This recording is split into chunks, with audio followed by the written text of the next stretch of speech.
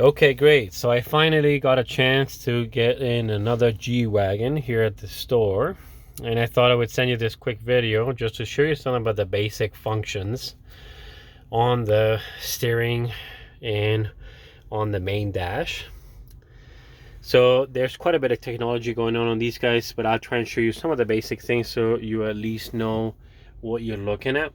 A lot of it is fairly intuitive, but some of the new setup is unique to the new generation G-Wagon. So seating adjustments, that's pretty straightforward. You have all your setup right there, and then you have your heated seats and cool seats in your case.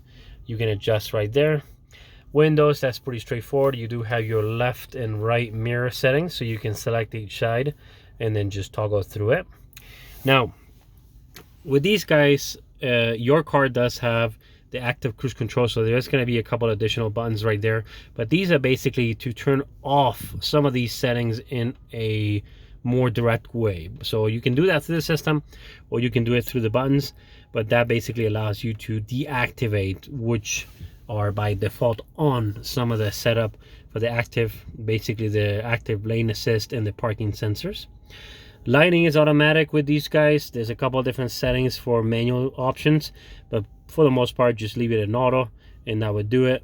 This is your dimmer for your dash, so basically the cluster of lights on the information panel can be adjusted there. And then this guy is an electric parking brake. It's pretty self-explanatory. Our cars do engage automatically their parking brake, but you can, if you want to, engage it manually. The one thing you have to keep in mind, to disengage it, once you engage it manually, you have to disengage it manually too.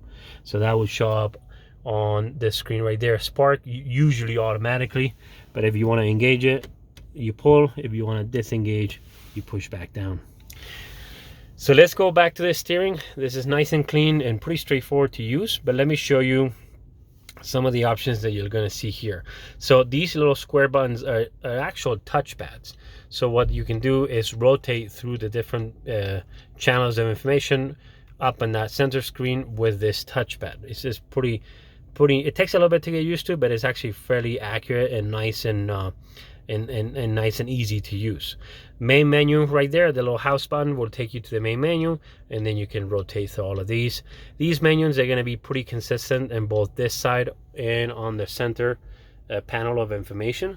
The difference on this one, or one of the differences that are more obvious, is the design. So I can change these guys and rotate through some of the visual options, so I can actually change the entire cluster of information, which is quite cool. So again, rotate left and right, up and down through this little touchpad. Then down here you have the active cruise control. This is really cool. You probably used it in other of your cars, but let me just show you how that operates in the basic setup with these cars. So turn it on, it will show a display. Now it's stopped, so it's not going to show you that, but it will show up on the screen also. But as far as the turn on or the hardware, is right here. So you turn it on, and then you have set and reset. These guys will actually increase or decrease speed, and then this, just like all cruise controls, you have cancel and resume, so you can turn that on and off. Now, because you have active cruise control with these cars, basically the idea is that not only it will lock a speed that you chose it to set up, you can also follow traffic ahead of you. So that will allow you, again, once the cluster is on, this allows you to increase or decrease the distance you want to travel from the car ahead of you. Really cool, very accurate, works really well. So basically, highway driving, you may want to give yourself some space. Close city driving or urban setting, you may want to do it closer, which is this guy right there. So that can be adjusted, and it will show you a little, let me see if I can turn it on.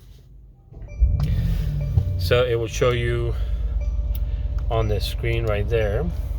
See if I toggle right there, you see that little car design? It will tell you basically that you're traveling closer to the car ahead of you or away from it. Now, on this right side, the principle is very similar. So you basically have the house button, the touchpad, and the back button. Now this is for your phone. This again is pretty self-explanatory. Pick up, hang up, master volume, push down to mute. So that's kind of a hidden button right there. Push down.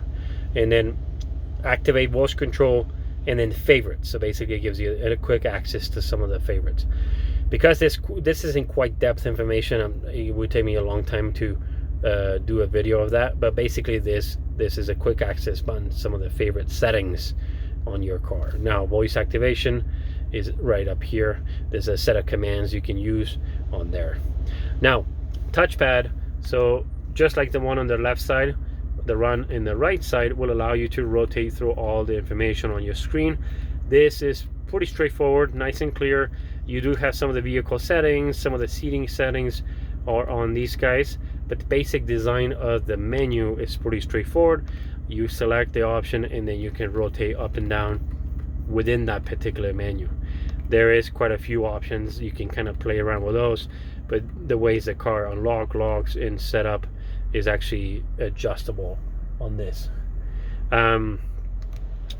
Let me go back and see again. This is something that probably takes a little playing around and getting comfortable with, but the basic instructions are that this guy will allow you to use your main menu on this right screen. Locker differentials. This is something that you may not use very often, but you do have your long range, which is your first step, and then you have 1, 2, and 3. Pretty straightforward. These are designed for extremely slow speeds, crawl controls, and very rugged terrains. But that's your low range right there. First tab, then you choose 1, 2, and 3 for the different needs as far as crawling and off-roading. Climate control, this is pretty straightforward. The easiest way to access this, basically you select temperature, it shows up right there, and then what I suggest is just hitting auto and the vehicle takes over. As you can hear, it turns on the fan, but that's the basic command right there. Your passenger does have the option to adjust the same way, and just it will start blowing independent for that side. Down here, this is kind of cool, a little redundant, but kind of cool. It does repeat the main menus that you have on both right screen and left screen, but you have quick access to those. So if I push some of the hard buttons right there, it takes me directly to those setups. Now down here, some of the basic commands right there are the dynamic select. This is pretty cool. Hopefully you use this often. You do have ways to adjust the ride of the vehicle. This would change suspension settings, throttle response, steering response, and that's something that you can rotate through the Sport, Sport Plus, and Comfort.